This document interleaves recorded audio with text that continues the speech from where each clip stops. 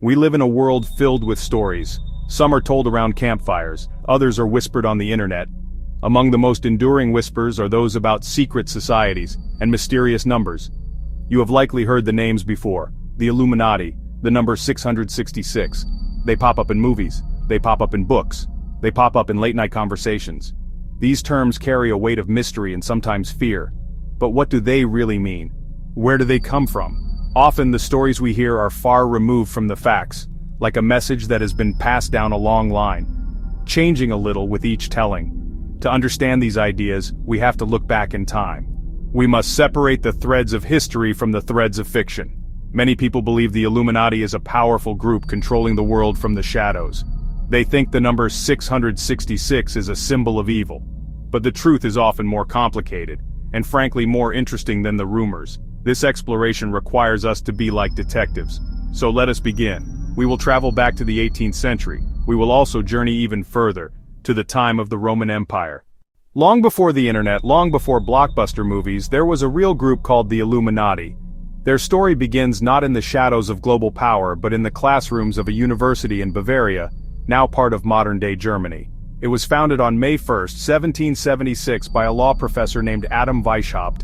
He wanted to create a society for thinkers. This was the Enlightenment science reason individual rights, challenging the old ways, especially the power of the church and the monarchy.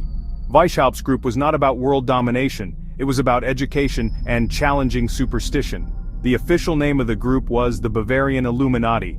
The word Illuminati itself comes from Latin, meaning the enlightened ones. Weishaupt envisioned a world where reason, not religious dogma, guided humanity. He and his followers were opposed to the abuse of state power and the influence that religious institutions had over people's daily lives. They believed that by educating people and promoting rational thought, they could slowly create a more just and free society. They used secret symbols and had special names for each other to protect their identities from the powerful authorities. The members of the Bavarian Illuminati were mostly educated men. Professors, doctors, lawyers, progressive nobles. They believed in a world without kings and without queens where people governed themselves. The Bavarian government, led by Duke Karl Theodor, grew suspicious. He saw them as a threat to his power and the stability of his state. In 1785, just 9 years after it was founded, the Duke issued an edict that banned all secret societies, including the Illuminati. The group was broken up, its members were scattered. The origin of 666 is not found in a demonic spellbook, but within the pages of the Bible. It appears in the final book of the New Testament, the Book of Revelation. That book is full of symbolic language and vivid, often strange imagery about the end of the world. Revelation 13:18 says, "Let the one who has insight calculate the number of the beast, for it is the number of a man, and that number is 666. In ancient times, a common practice was a code called gematria. Letters in an alphabet were also used as numbers, so you could take a person's name, add up its letters' values, and get a total. Most scholars believe the beast with number 666 was the Roman Emperor Nero. Early Christians were heavily persecuted under Nero. Write Nero Caesar in ancient Hebrew or Aramaic and the letters add up to 666. It was a clever, dangerous way to criticize the emperor without naming him. Over time, memory of Nero and gematria faded, and 666 lost its original meaning. It became a free-floating symbol of evil. So, how did a long-dead Bavarian society and a coded number from the Bible become connected?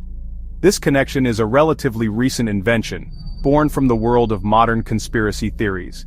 There is no historical link between the Bavarian Illuminati and the number 666.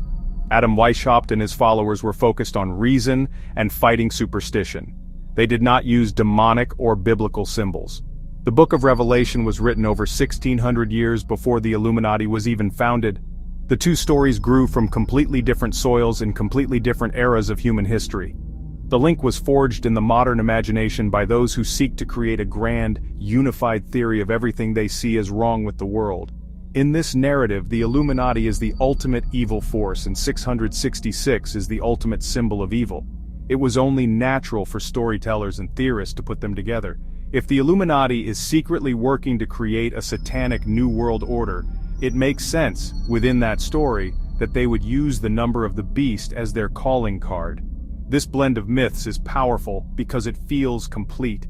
It takes the political fears associated with the Illuminati, loss of freedom, government control, and combines them with the spiritual fears associated with 666, evil, the Antichrist, and the end of the world. For someone who feels anxious about the state of the world, this combined story can seem like the final puzzle piece that makes everything make sense. It provides a single target for all of their fears and suspicions, a group that is both politically dangerous and spiritually corrupt. In the end, it is crucial to remember that we are talking about two separate legends that have been stitched together. The truth is often found not in rumors, but in a careful look at the facts and the long, winding path of history.